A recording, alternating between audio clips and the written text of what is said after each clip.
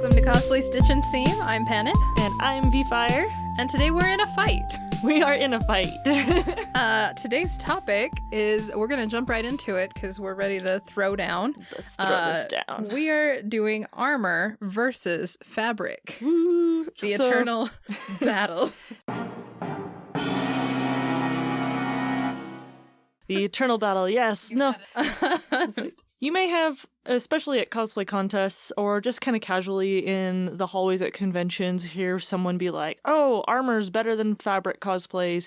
I mean, people don't really just say it out loud like that, but they're definitely like that feeling of like, oh, this is better or that's better. Or I could learn to do that, but that one's way too hard. I could never do that. Yeah.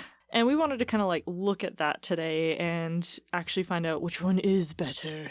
Wow. Spoilers. Spoilers? Spoilers. You're gonna spoil it? After like looking through stuff and whatnot, I feel it's a lot more even than people think. Yeah. But like, I don't know, this will be fun. This will be fun. My favorite part of doing the research was like every topic I came up with, I was like, this is applicable to both. So Yeah. Now, and that's one thing I also wanted to address on here before we get into our little throwdown, is that like Panna and I both have done a lot of fabric and armor stuff. Yep. And like we don't, I mean, there are a bunch of differences between them, but like we don't see them as like one being really greater than the other. But you know, armor versus fabric just sounds like a real fun, like, let's do this. Well, it's something that people like legitimately will fight about, or they'll be concerned because maybe a judge in the contest has proficiency in one and not the other. And I mean, they are fairly different beasts. And so knowing both of them is really important, or at least having a balanced panel in your contests and things like that is really important, you know? Yeah. Woo. Do we have any announcements before we jump in? I don't think we did. I don't think we got any announcements other than like send us your horror stories. Always send us your horror stories to cosplaystitchandseam@gmail.com. Or go to our website, cosplaystitchandseam.com. Or, of course, there's our Facebook group. You can always think of some ideas for topics you want us to cover, or you can seek out advice. We're happy to give maybe good advice. Or horror stories. Horror stories we kind of prefer that you send in so we can, you know, share them with everybody so everybody can hear. I went to our Facebook group. We hit 110. Hey, that's awesome. I didn't notice that. That's amazing. Yeah. So, awesome. And that's as of, what's today, the 7th? 7th of October? Yeah, this episode's going to come out way later. Yeah, it's okay. It's okay. Awesome sauce. By then it'll be like 500 people, right? Yeah, it'll be awesome. Yeah. It'll be huge. Totally. I'm all for that. So, armor versus fabric. So in the... Oh gosh, I need to think of a better announcer voice. In the red corner. We have Vermilion Fire. It better be the red corner. Armor. And in the blue corner. We have Pannon representing fabric. I think you mean the Pannonators. The fantastic cosplay. The Panninator. Oh, am I John Cena? You can't see me. Panninator versus Vermilion Fire. All right. Fabric and armor. I'm ready. We have several topics that we want to touch on and kind of compare and contrast how armor is and how fabric is in each one. Yes. And since most of these are something you take into consideration when doing your build, right? Right. Okay. Correct. So first one I wanted to do was time investment. Because I hear a lot of times that people are like, oh, armor takes way longer, or oh, fabric takes so much longer. So we're going to go. Let's go. So which one does actually take longer, you know? Well, I'm going to say for fabric, you can put together a base in a couple of hours, whether that's like a pair of pants or a top or whatever. But proper finishing can take weeks or even months. To finish embellishments, to do beading, to do smocking, to do any accents and things like that. A lot of it can take hours, weeks, like I said, months. It takes a long time to refine it, to do the tailored fit for it.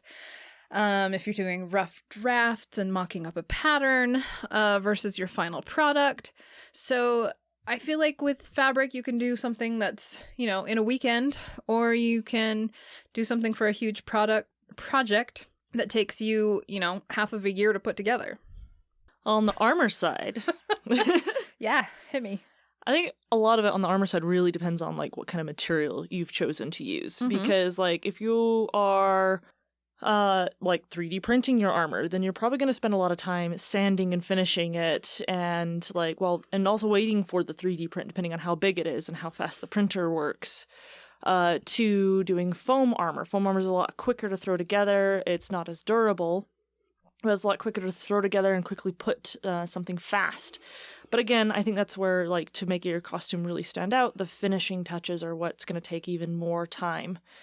And so, I don't know. It seems like it's like the same answer. That sounds suspiciously like you've been looking at my notes. I mean, no.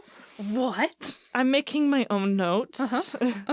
I mean, I made my own notes. I'm not making. No, I'm just kidding. It's almost like they're similar projects that have similar scope to them. Yes, scope. Yeah, and that, again, it really depends on like what is your scope, how big do you want to make it, and that's going to actually determine how long you spend on it. So I think like an assumption that people have from either side is like, oh yeah, mine takes longer. But it really depends on what you're making. Well, I really liked what you said about it depends on the material. And as a fabric user, everything depends on the material. There's my pun for the day. Hey. Because you can pick a material that's really hard to work with. You can pick a material that maybe you have to flatline or do extra work to before you can even use it normally. Just like I'm sure with like thermoplastics versus foam, they're different materials. They allow you to work at different speeds. Yep, and some thermoplastics, like they can't be applied to your skin, so you need to put something next to them so that you're not accidentally, melting your own armor. What? I mean, as funny as it would be. But what if? What if? Yeah, so right. So I think a lot of time goes heavily into both of those. How about the skill set that you need to get started? So now that's a complicated question and answer as well, especially on the armor side, because skills needed to start. Well, what are you making? And like, what are you making and how? It's such a big thing. Because like, if you're making Samus armor versus medieval armor, there's going to be a lot of different approaches that you're going to take to that. Chainmail is super impressive, but so is like simple leather bracers and whatnot. So hang on. Yeah. You're saying chainmail, which is technically a shirt. Is it a shirt or is it armor? Oh, now that's like it's protective. It's armor. Is I guess some fabric, but it has a can weave be to too. it. Oh. Okay, guys, your job in the discussion on Facebook is chainmail. Is a chainmail shirt specifically? Is it armor or fabric? Armor or fabric. I like that. I'm gonna list it as armor, even though it's shaped like a shirt. I think you know where I sit. In a chair. In a chair, yes, you do. I really liked that you brought up it depends on what you're making, because it's similar for sewing, the skill set you need to start. You're going to have a totally different skill set if you're making a pair of pants compared to if you're making like a corset and a ball gown sort of a thing. Suck. Or a hoop skirt or a tailored menswear. They're all very different in how they're built. Can corsets count as armor? Hey, they have metal in them. They do. Oh no. What have we done? They're very structural. So your next challenge is to make something that's all hybrids. It's half armor, half clothing. I think that's another thing too that we probably should define in this. Like I still want to continue on like the skills needed to get started. But like what is armor versus fabric? Because like a chainmail shirt, it is kind of like sitting in that in between area, and in a way a corset is too, because it's so structured. Like if you say armor is structured stuff, but there's a lot of fabric things that are structured as well, and like. Well, one of the cool things is, like, I think you can take what you learn from both sides and apply it to the other. Yes, I think it's a shame if you don't. One of the things I love seeing at a cosplay contest is how, what's the word I'm looking for? Ingenuity. How much ingenuity I see in in the builds, because you'll see things where people take like everyday objects that you wouldn't think to make into clothing and make them into clothing, or support structures to make something like maybe their skirt looks like it's floating or it's like hugely puffy or something, and they use something to create that shape. Or maybe they have like a weapon that looks like something crazy and they used like a table leg from Home Depot to make all the details on it, you know. So I just love that ingenuity and that things can be used for both ways. Yes, I love that too. So on like skills needed to start. So I started like kind of listing things like, okay, we kind of were vague, but let's actually get into like the nitty-gritty details. Sure. All right, so like for armor making, you need to know patterning and have an understanding of how to make it fit. Now, Pannon just like made a face at me because that's also on my list. Yes, understanding patterns and understanding your materials, basically. Yes. What materials are you going to use? And there's different skill sets that are involved with each of those, like leather crafting. If you're going to make a pattern for leather armor, and you know you're going to like wet form and heat shape those pieces, you have to understand it's going to shrink by a certain percentage. So you have to prepare your pattern for that. You have to know how to do a lot of I'm making the motion with my hands. Embossing. There we go. Embossing skills. There's different like leather carving techniques. There's also understanding, okay, I have to make this functional. You know, is it going to clasp shut? Is it going to have a zipper? Is it going to use Velcro? Or how are pieces going to fit together? Am I going to still be able to move in it? Like with foam stuff, how can I smooth it? How can I sand it down? How can I make it look like metal? How can I make this material? I think that's one of the biggest things with armor making is that, especially when you don't have a huge budget, is how can I make this cheap thing look like this very expensive piece of metal? And that comes into like your finishing and your painting skills and just creating that overall look. Okay. So that's probably a little bit more of like less of what the skills you need to start and more of like the skills you need overall. Yeah. So cool. I also had patterns in my skills needed to start. At least knowing how to like understand and read them, because they'll have like a key at the very beginning and kind of show you how to walk through it. Fabric patterns I need to like make flashcards for it so I can remember, okay, that's what this symbol means. And you mentioned fit, which is also hugely important. Yes. I put it more as an advanced skill, so I'll come back to it. But like even basics of fitting is really important, because if you buy a pattern out of the store, it's not going to fit just like exactly like your body. Just like if you go online and find an armor pattern, it's not going to fit exactly your body. You have to size it up or down with different programs. You have to stretch things out in places. Yes. Other skills I put to start are knowing your machines, which I'm sure goes to armor as well, but like knowing what the settings on your machine do, knowing the basics. Can you do a straight stitch? Can you do a zigzag? Do you know how to make buttonholes? Do you know what the tension is? Do you know what the stitch length means? Do you know how to adjust where your needle sits? Some stitches don't apply to everything. It's true. Do you know hand stitching? Some people think that's easier. Some people think it's harder. Depends on the stitch you're doing. I don't think I have totally decided on that one. Yeah. I've had some stitches where I was like, this is so easy. I love doing this embroidery thing. Whip through it real fast. Then I've had others where I'm like, oh gosh, did 3 hours really just go by and I've only gone 4 inches? So hand stitching is kind of a basic. It seems simple, but you can expand it out to a whole bunch of different areas.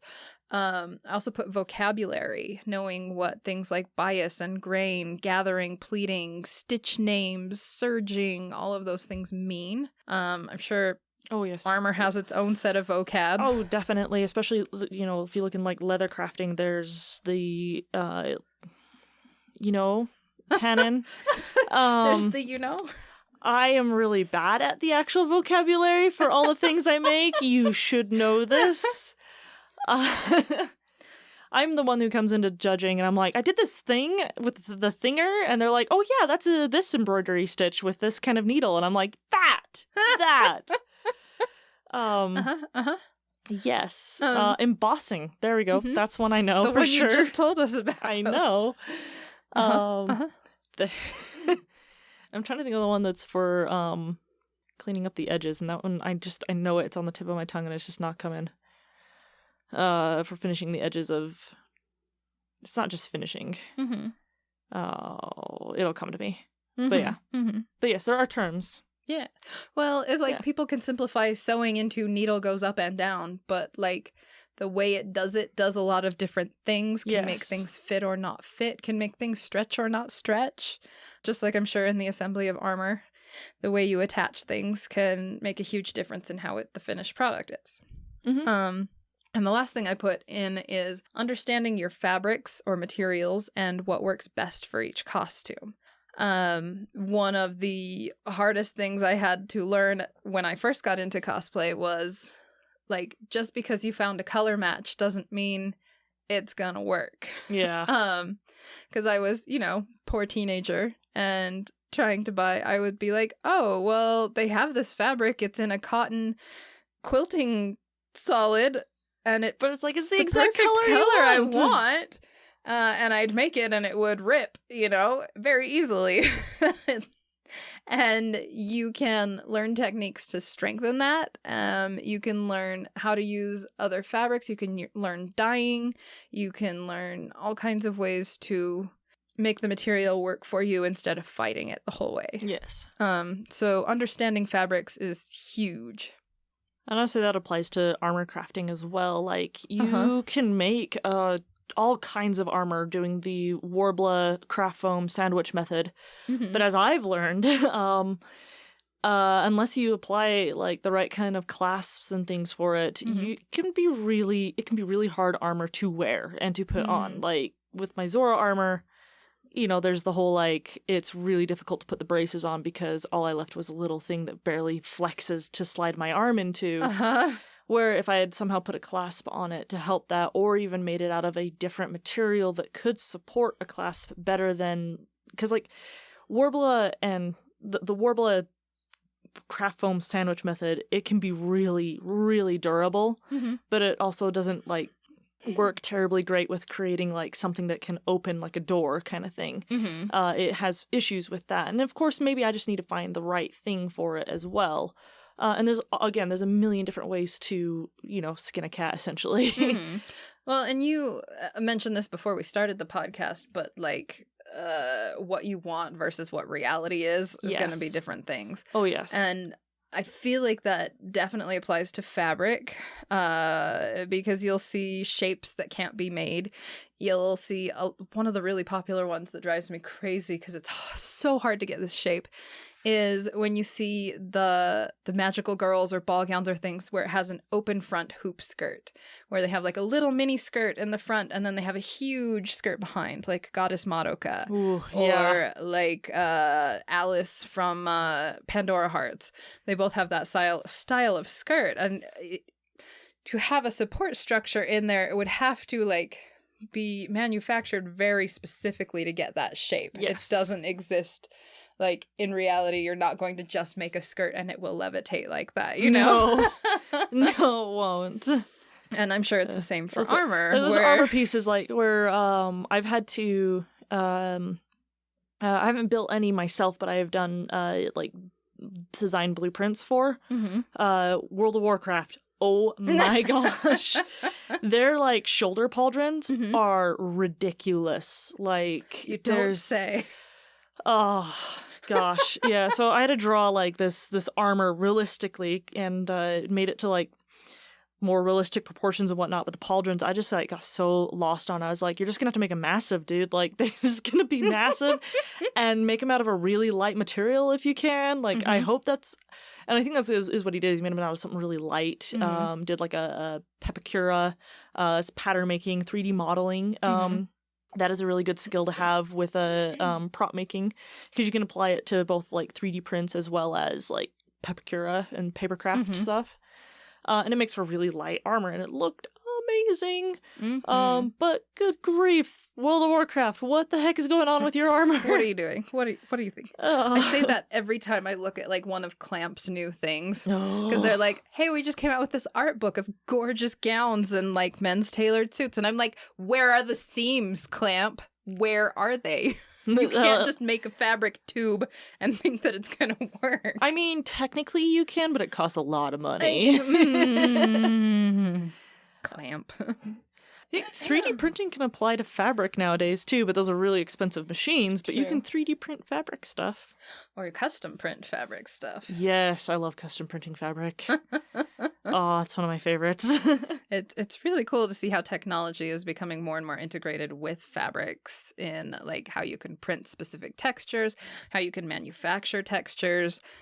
Because I remember like when the Avengers movies were newer and they had all these close-ups of like Captain America's outfit or like Black Widow up close, and you could see like all these little texture things in her like bodysuit.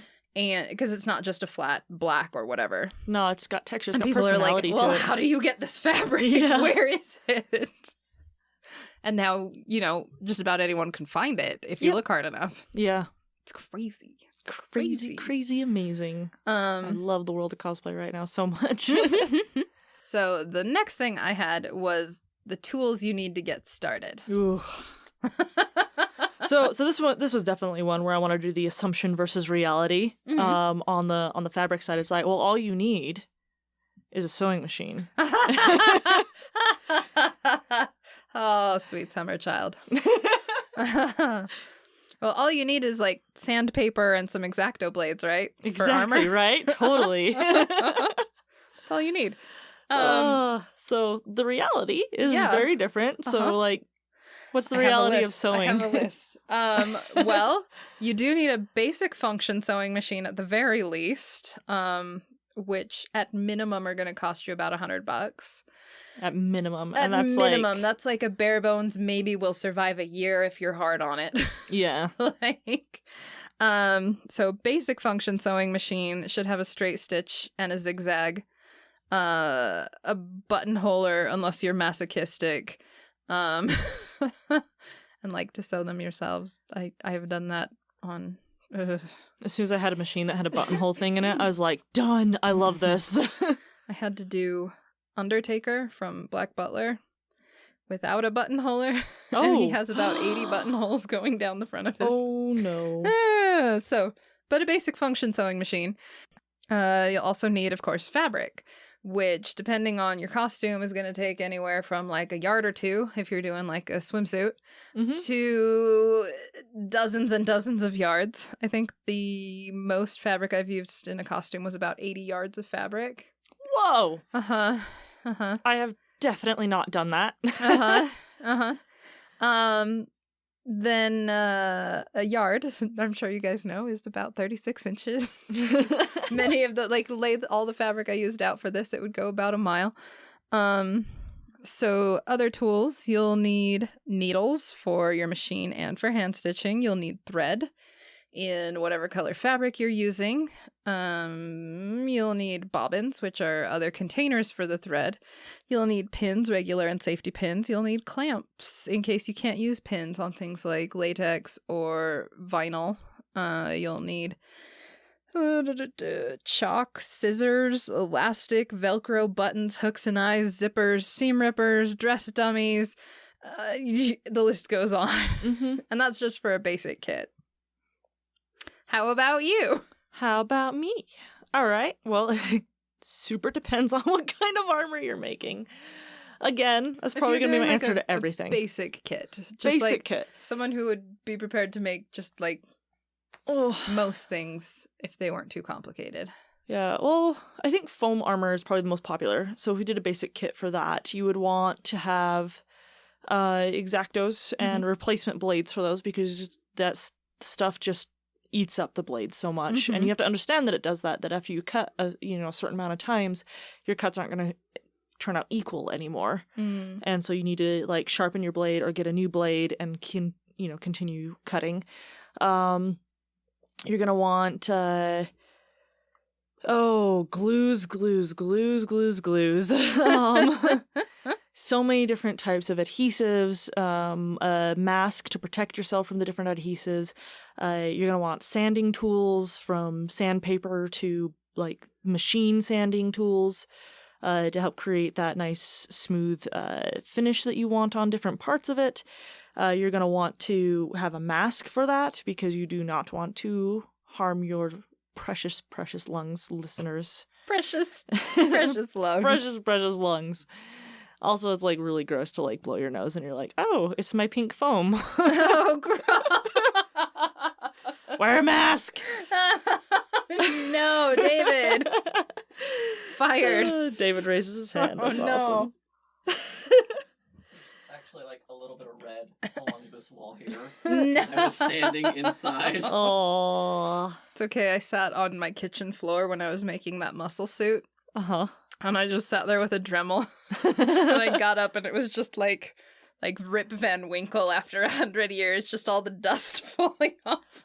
Wear a mask. I was not Wear wearing a mask. Safety glasses.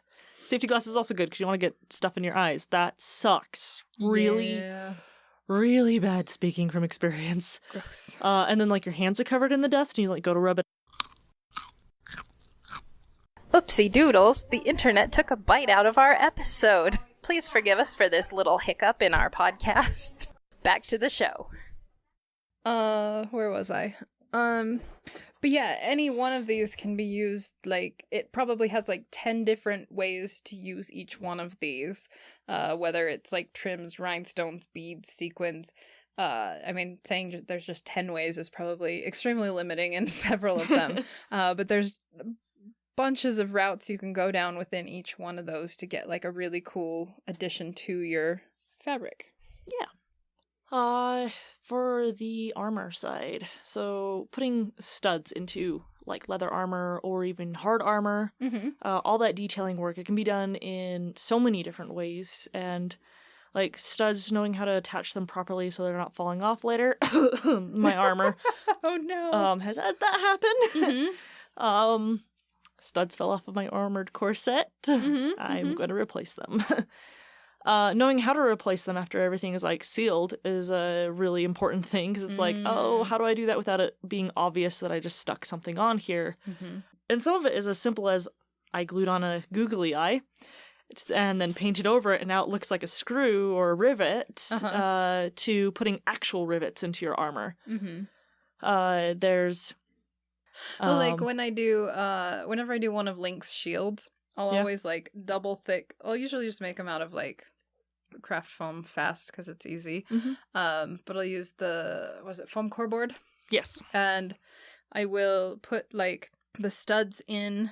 The studs I will use are like little brads, like paper brads. Oh yeah, brads are such a cool thing. And I'll put it through like the leather pieces that I want to be the handle, and then I'll sandwich the ends of the brads between the piece of foam core that's going to be the actual front of the shield, so you don't see the brads coming through. And there's different fun techniques you can use for faking rivets. Because rivets can be expensive, believe me. I know, I love them. They're very kind of pricey depending on where you go, but you can get a bunch of them all at once.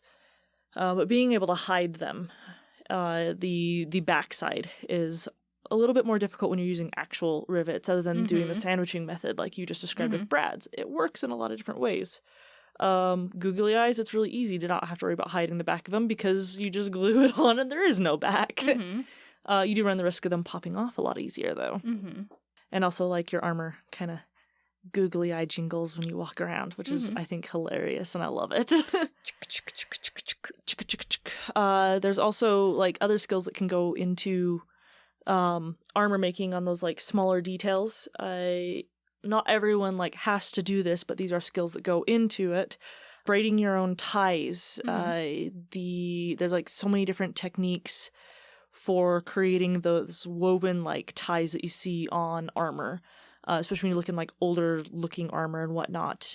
There's for my Shadow Colossus cosplay, it wasn't necessarily an armor piece, more of like a decorative piece hanging off of his belt, but he had like these things hanging off, and they look rigid and hard in the game, but I thought, oh, it'd be really cool if it was like a braided thing. Oh, like macrame. Sort of is that what it's called? Yeah. Like the friendship braids sort of thing. That's actually what I picked up, was a friendship braid book. Yeah, I was like, macrame. I love this one. Uh-huh. And that's what I did for all of it. But like, Boondoggle. Boondoggle, crazy boondoggle. No, seriously though, like that's what makes a really cool looking tie. It does take time to make those, versus like going and purchasing a set. But like that is a skill that can be put into it, and that can apply to fabric as well, because like it's a ties are on everything. Riveting. Adding rivets, not rivets. It's riveting. It is riveting. So riveting. Oh, Pannon. You say the things that I just don't. Eyelets. There we go. Eyelets. That's what I was, because we did talk about rivets. Eyelets. Being able to know how to line those up in your armor, so that, like, say you have like crisscrossing ties, like a corset on the side of your armor. We both use grommets. What? Yes. Gasp. Gasp. But you got to know how to line those up so that way they, aren't crooked or look uneven. And there's tools for applying those so that you don't have to sit there and do it by hand. I don't know how you would do those by hand. But the tools make them so much easier than just trying to force it with a hammer. Shut up, Pannon. Anyways, Panna, what's next on your list? Next on my list is fabric manipulation. And what I mean by that is stuff like easing or ruching or gathering, smocking, pleating, or like freeform sort of stuff. Renegade did one of those things, the ruching thing, right? Or I think you mean smocking. Smocking, that's what she did. Yes, smocking. That was insane.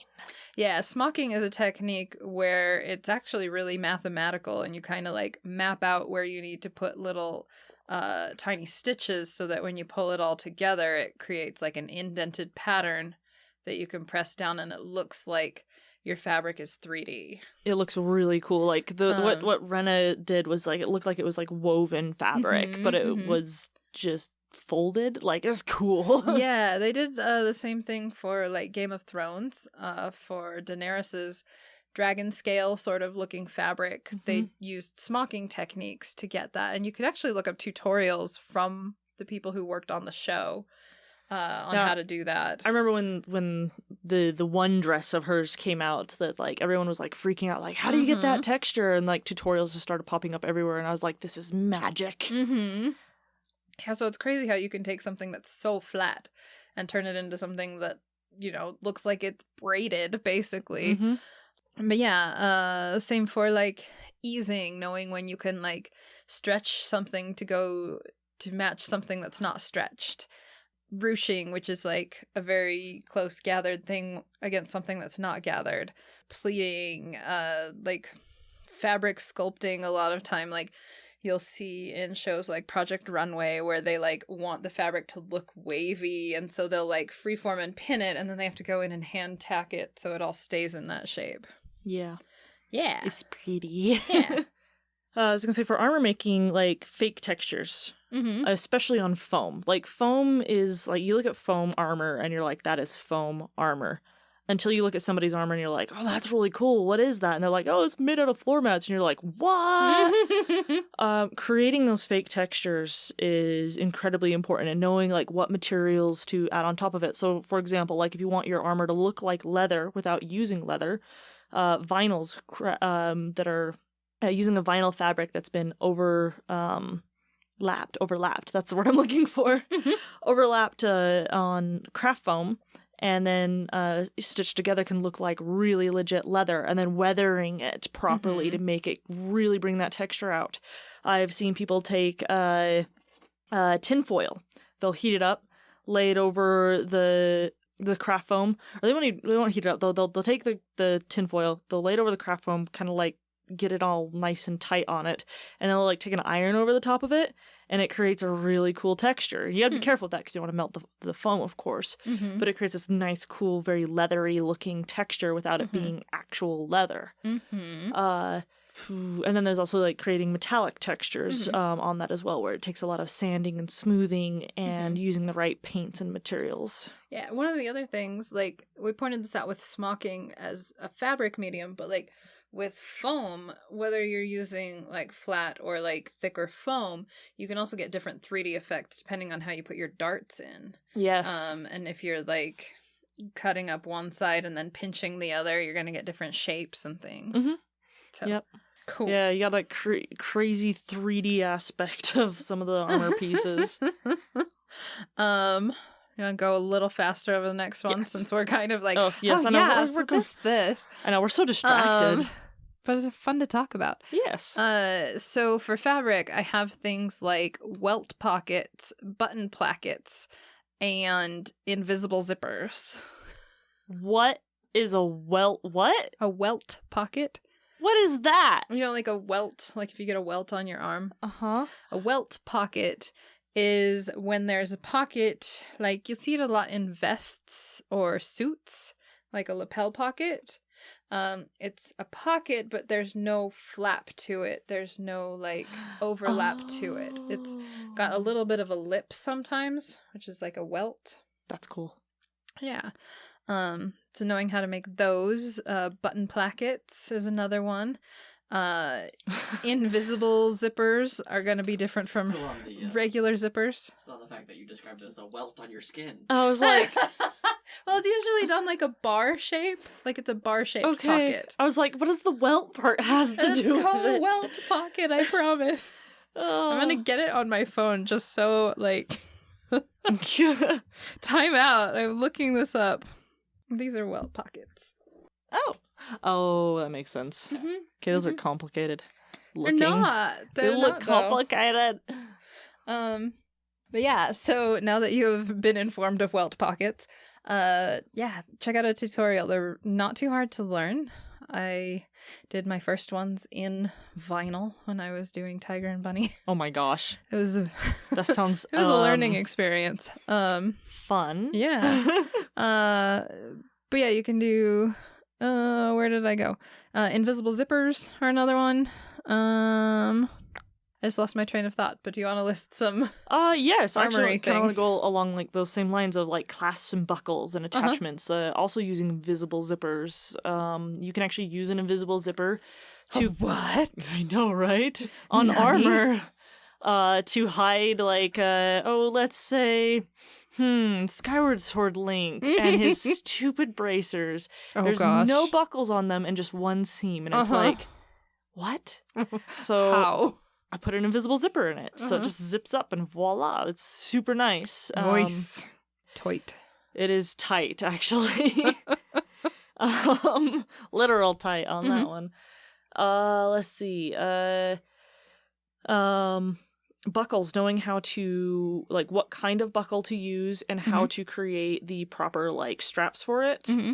Right down to being like, okay, this armor is going to attach this way. What kind of attachment should I create for it? Because you can, attach it with magnets or attach it with Velcro, or it like loops through something and it just is tied to another thing, sort of deal, or it buckles in. That's all very important of knowing how to do that. I know with adjustable armor, you want to be able to like put it on, but be able to like pull a strap like a backpack strap, knowing how to make one of those. And it's kind of funny like describing those because it's like that's all very like sewing skills I was in gonna a say way. I use all of these when I'm making bags and stuff. Yes. Because you have to make your straps adjustable. You have to know like different types of straps and when to use a D-ring or a buckle or things like that. More proof that this stuff overlaps. I also have underlining, or using a stronger fabric underneath a weaker fabric, basically, to make it like I was talking about at the very, very beginning. If you find that perfect color, but it's not in a very strong fabric, you can back it with a stronger fabric and basically just create like a sandwich. Fabric sandwich. Things like understitching, which is where you want something to have a very nice like hem or shape, but you don't want to show visible the little like stitch lines to actually show. You want it to just be like perfect, no stitch lines. That can be so tricky. Yeah, you use a technique called understitching. So it makes it so you don't see the stitch, it's only on the underside. Let's see. You mentioned this a little bit, but grommeting is one that crosses over into both. Do you want to name any for armor? Grommeting. Just kidding. Grommeting. Wow. I'm just joking with you. Keeping comfort in mind, I think, is one of the bigger ones. Because like you're gonna wear a piece of armor and it's made out of this nice sharp plastic, and it's hitting against your bare knees all day. My Aloy cosplay. I finally put something soft on the inside of that so that my knees aren't, turning unnecessarily red from rubbing up against 2 layers of plastic. When we did Tiger and Bunny, we called our armored versions the sweat burritos. Because like they had like their undersuits are pleather, so we have like a layer of spandex and a layer of pleather and then a layer of foam armor that has like all this plastic finish on it. It was just like nothing escapes, and you get out and you're just like this burrito of sweat and gross. Gross. It's a really beautiful image. Just wrap it all up in there. Just, yeah. It's like when they like get the burrito at like Chipotle and they wrap it in the foil and it just stays nice and toasty. Keeps it all in. You were talking about like the like a plasticky kind of finish. That's another like big thing is having the patience to sit down and be like, okay, this is foam armor. It looks like foam, but I want it to look like metal. So I'm going to sit here. I'm going to coat it in, what is the name of that stuff? Plasti-Dip. Plasti-Dip is one of them. There's another one that kind of bonds with it and hardens at the same time, and I cannot remember the name of it. Mod Podge. No, Mod Podge is another good sealant. It gets super smooth. Core Geek uses it. Oh, okay. It's like right there. But it's a 2-part thing. You mix it together, and you put it over the top of it, and you have to do it thin layer by thin layer. And if any of you have seen Core Geek stuff, like he just is so patient. Like this is where you take your armor from being foam armor and making it look like real armor, is taking the time to be patient and sand. He wet sands it. And I don't know if like he wet sands like every layer, but I know that he gets to the point where he's just wet sanding the thing so that it is smooth AF. Nice. And then when he goes to paint it and whatnot, it just looks like metal. Like his Fierce Deity armor that he made for his daughter does not look like craft foam. Nice. It does not look like foam mats. Like you look at it and you're like, wow, that looks just like the model. And then you're like, that's foam mats? What? What? That's no. Like, and it's just, that's where a lot of like armor stuff really starts popping, is when you take the patience to sand everything, knowing when to start wet sanding, when to use your primers with wet sanding, getting the proper ones for it. And sanding takes hours. It spends so much time doing that. But it really just makes things pop. Yeah. And that applies to 3D armor as well, 3D printed armor. Yeah. I also have finish on one of mine, knowing like hand finishes, if you're going to do like thread and needle work, if you're going to do like a slip stitch, bias finish, back stitch, things like that are going to make it look, very smooth, like you said, or if you're going to see like a top stitch, depending on your project. I also put knowing the seams to use for proper finish, which are like, do you want it to be a flat fell seam? If it's like a uniform sort of a thing, or like it needs to be durable, you probably want a flat fell seam. If you just want the seam to be like tucked inside of itself, you can use a French seam. It's good for like cloaks and capes and things where you don't want to have like a visible seam like on the outside, really, but like, then you have like a serged seam, good for different projects, like straddle stitching. Like I keep seeing that meme going around that's like comparing the way you finish something to different like D&D alignments.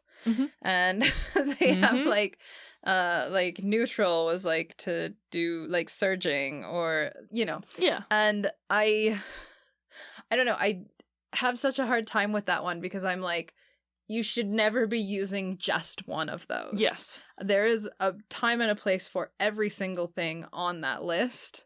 And really knowing sewing, you're going to learn what ones you're going to use each of those for. Back when I was a beginner, I was at some contest, and this girl there, she was so proud of her dress. It was like one of her first costumes that she put together. She had gotten help from someone who taught her how to do a French seam. And she was so like, and I was amazed by it. She was like holding it up and showing me, and I was like, that's a French seam? That is so cool. So I took that knowledge because the judges were impressed by it too. And I was like, judges are impressed by French seams. And I went home and my next cosplay had all French seams. Don't do that. It does not work as well with shirts. Yeah. I mean, there's some places on shirts where it could work, but like trying to do it for like the armhole is not a good idea because it's really thick. And also I'm just really bad at making sleeve holes. And just like, I don't know, it's not meant for everything. Like if you've got a really thick fabric too, maybe not a French seam, or maybe that's what you want because there's a certain stiffness to the fabric that you want to see. Or if you're doing that sleeve seam, you can also use bias tape to finish the edge instead of, like, it's not a visible bias tape, but that's actually what bias tape is for, is to like finish and enclose a seam. So you can use it on the inside of things so you don't have raw edges, because it's basically encapsulating that seam. It's like a faux French seam. So many ways to do stuff. And the last one I had on my list of skills is quilting, which I think is like a topic all in itself. Yes. There's so much math involved. There's so many different techniques you can use. And it can be applied in so many different places, especially in cosplay, where you're like looking at some anime character and they've got this weird texture going on, and it's like quilting actually would be a really good answer for that. Like I did a tutorial a while back for like how to do checkerboard quilting for your projects and how to do it fast, because a lot of people just don't think of like how to do that quickly. And the technique I actually learned from my mother, because it's a quilting technique, not because, you know, people are like, how would I make checkerboard pants? They're like, we use this all the time for quilting. If you're using a checkerboard or a like square block pattern, you can use that technique. You can use it to like I saw a cosplayer in Colorado, what's their group name? Better Than Toast.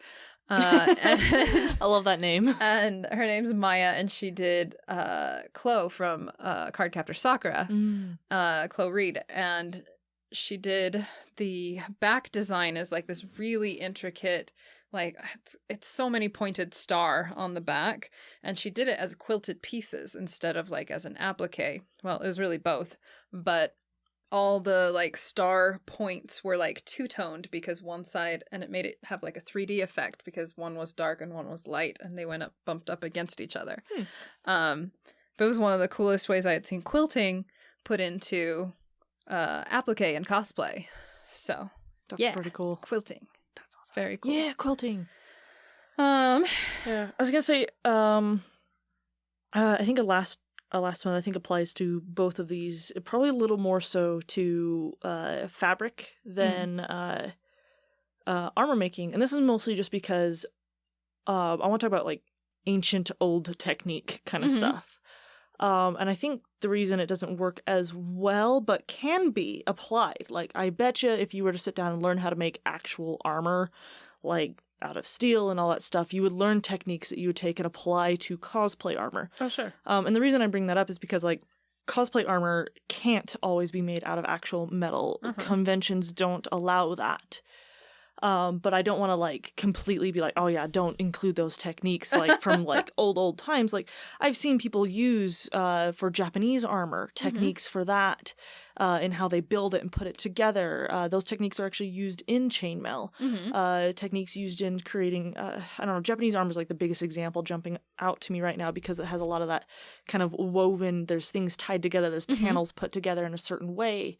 And, like, those kind of things apply. And then I'm throwing that in as well because I know that with especially dressmaking, like if you look at, this character is from this time period, well, why not try looking up dresses from that time period, see if there's one that actually matches what they're wearing, and then go from there, because that will make it just feel all the more real. And every dress, every bit of armor, all of those are all made differently. I love being able to go to, like, if a museum in my area has like a fashion exhibit, I love being able to go and see how they have constructed things up close, because you can actually like take a look at it, or it'll be a recreation of something, like, because it's based on actual like garments that existed.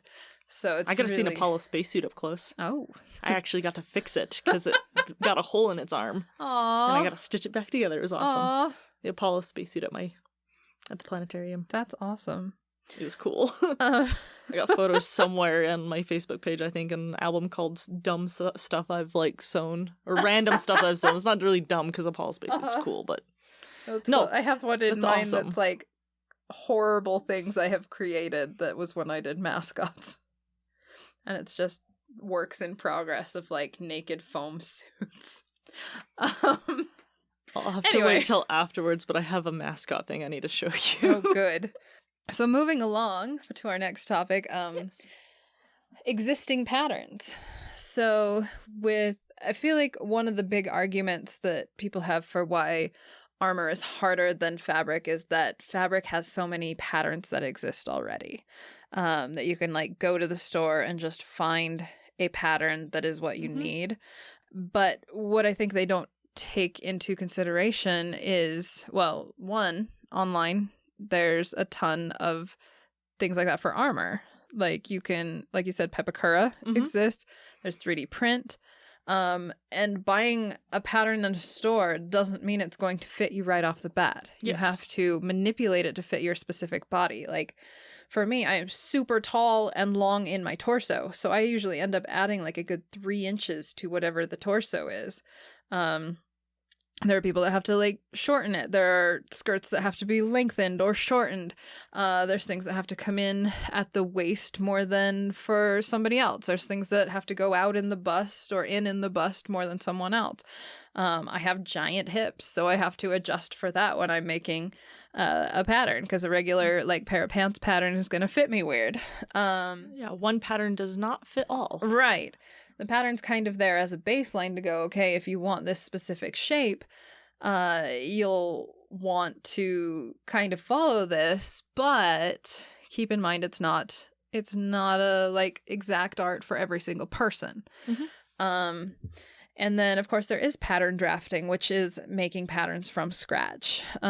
You'll see it a lot in the fashion industry, Project Runway sort of shows. You'll see people doing pattern drafting from scratch. They use like tape on their mannequins to show like what way they want it to go, things like that. I feel like that skill overlaps with armor making, because you can use a lot of those similar things where like I've made duct tape dummies of my like arm and whatnot when I go to try to make like various pieces that I want to really fit my arm for armor. Yep, for sure. Let's see. Most like anime, video games, whatever, are not going to actually exist like patterns for these, is what I mean. But more and more are becoming commercially available. Like you can go to Joann's and find like a Black Butler ball gown. You can go and find like the Pokemon trainer outfit. You can go and find like a superhero cat suit. You can find all kinds of patterns now. But again, they're going to have to be adjusted. Even if the base shape exists, all of these patterns are going to need to be manipulated to fit someone right. Yes. And same thing with the armor making. Like you can, it's not like a commercially available thing, but you can go on Etsy and find, possibly a 3D model, or even on some websites you can find the model for free. I know a couple of sites where you can find Samus's helmet just free. You can just pick it up, put it in Pepakura, and print it out in paper, and voila, you've got a Samus helmet. Now, taking that and fitting it to you is also important, because it's, again, it's not one size fits all. Everybody is different, and everybody's got weird shaped heads. Yes. I mean, my head is not super big. It's a little bit on the smaller side. I usually have problems with like wigs staying on my head, especially if they're heavy. And so it's like I have to kind of downsize helmet files for myself. Getting the right kind of model too. Like you might get something and find out that it's there's adjustments that it just is totally off, and may end up being more work trying to fix a pattern that you've been given, a model that you've been given, versus just making it completely from scratch. And that's where I like really emphasize, like, if you want to do 3D printing and 3D modeling for Pepicura and things like that, get really good at it without having to rely. The patterns are great to learn off of. Yeah. The models are great to learn off of, but for you, when you want something to fit you, get to know you and you're going to get something a lot better, which is... I will absolutely say that applies to fabric so much. Like, knowing your own body shape, having some kind of model for your body, and knowing, like, what curves are flattering on you and what aren't is going to help you have such a better time with sewing. Yep. Cool. Yeah, I've gotten pretty good at making patterns for myself and my sister, and not much outside of that, because luckily she and I are pretty similar. The last topic I wanted to go over is how cleanly can you finish it? For fabric, I mean, that's kind of like the biggest thing we look at with judging is how clean is your finish. I mean, there's a ton of things we go into, like shape, fit, etc., but, you know, we want to make sure that you have a clean finish. And that means that we don't have just fraying seams everywhere. You can use, like I was talking about, the alignment chart. You can use pinking shears. You can use French seams. You can use serged seams. You can use different glues or adhesives. You can use fray stop or fray check. You can make something fully lined so you don't see the seams. The main point is just knowing what to use for different garments. Exactly. Cool. And same thing with armor making. Like, if you're making foam armor and you have very obvious seams where you've glued two pieces of foam together, that's not very clean. And I mean, unless that's what the actual armor has, is a seam there, but you're trying to like cover it up because like you're trying to create a complex boob armor. Sure. It's got to be round, and that usually means putting a seam in something. But the actual armor reference doesn't have that seam in it. So knowing how to smooth that out so that it is completely unnoticeable, it's a skill. It takes a lot of work, a lot of sanding involved usually, to just being very patient with shaping a material, or like if you're working with like warblas, a lot of like heating and whatnot, and being just very patient with trying to get that shape and letting it cool in that shape. Because if you set it down while it's still warm, and then you're like, oh great, there's a dimple. There's so much that can be put into creating your cleanliness of that just beautiful finish, which I kind of touched on a little bit earlier. One of the things that makes me like so happy with armor making when I see it is when they've taken the time to finish where you're not gonna see.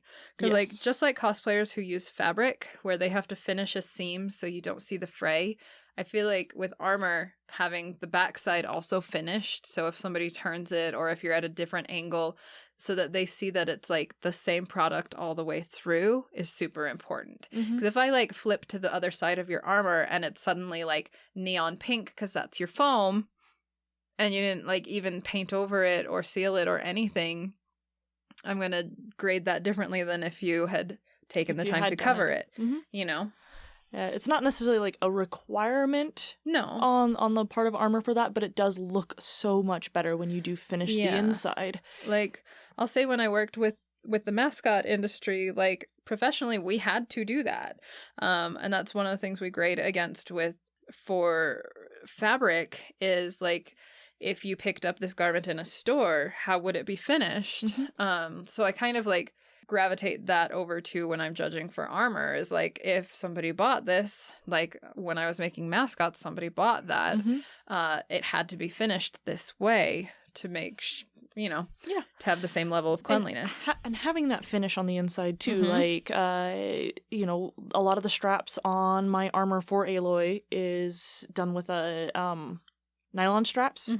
And I ran into an issue where one of those started really fraying really bad, and it actually almost made it so that the piece was useless because it just started fraying so badly. Now, luckily, I caught it in time and was able to seal it, but if I had sealed it with like a lighter to stop it from fraying, melt the edges, but if I had had done that before, I wouldn't have had to worry about that later on, and wouldn't have lost about half an inch of my strap. Yeah, I mean, that is definitely one of the nice things about finishing is that it makes your stuff last longer. Yeah. You're making it like a wearable, something you would wear normally. Yeah, it's not just a look good thing. Yeah. It helps it last longer. Nice. And also, like, in movies and whatnot, they're, you know, I mean, they're probably going to find places where they're going to cut corners and whatnot. But, like, if you're, like, filming and, like, suddenly, like, a piece of armor flips up and you see that bright pink underside, it's like, oh, maybe we should probably cover that up. Yeah, exactly. But that's everything I had. How was this brawl? I think it's pretty good. I wanted to add on one more thing. Sorry. Yeah. Follies of both sides. The follies. Yes. So, one thing I notice with armor makers is that they put all of their work into the armor. And I'm not saying this is true of everyone, but this is like a trend that I see. They put all of their work into their armor and skip out on the fabric. I've seen them where they use cheap costume satin for and it's not like there's a ton of fabric pieces, and I know that there are ways to make even cheap costume satin look good. Sure. But they don't do that. They just because it's throw an something unfamiliar on. material, probably. Yeah, it's an unfamiliar material. And so, like, I think that's a big folly of big armor crafting, especially beginners going into it, is that they miss that part. So what do you think would be for, like, fabric? If I was going to draw one that you could compare with armor, I would say going into the detailing too soon. Because you'll see people who will have an okay made like bodice or something, but they are so desperate to get like the rhinestones and the gems and everything put on it that they don't take time to fit it. And I think that's something that with armor you have to, Yes. you have to make sure that your surface is smooth and nice before you start putting in your detail. And like with fabric, you have to make sure that everything fits well before you go in and start adding things to it. It's always frustrating when I see something that, like, on the outside it looks really cool, but when I get up close and I see that they haven't like taken the time to like finish things properly, they haven't taken the time to make sure it fits well, they haven't taken the time to like use the right adhesive, or there's adhesive everywhere.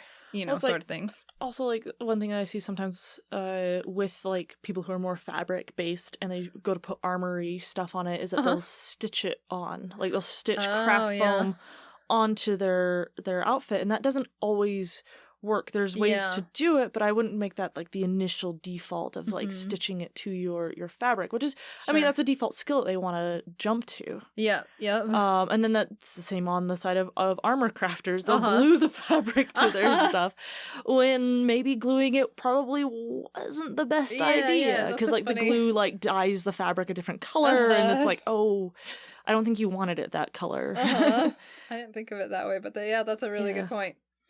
So that we kind of use what we know and take it over into the other side, and it works to varying degrees of success. Yeah, there's some of those skills do transfer over, some don't. Yeah. So yeah, I wanted to add like little follies on both sides. Sure. That's a good one. Yeah. So yeah, thanks for listening. Yay. We appreciate all of our listeners so much. Do we have any horror stories? That's a good one. Horror stories. Oh gosh. I'm thinking of different like times when I have used or like tried to go into armor. I mean, I've done, like, I don't say that to mean that I don't know what I'm doing with armor, but like when I was first getting into it, it was definitely a messy adventure. I have one if you need one. Yes, tell us a story. I even have the live example right here. Yes. Hey. All right. So I was first working with Warbler, and this is back when I was trying to make my Hiccup cosplay.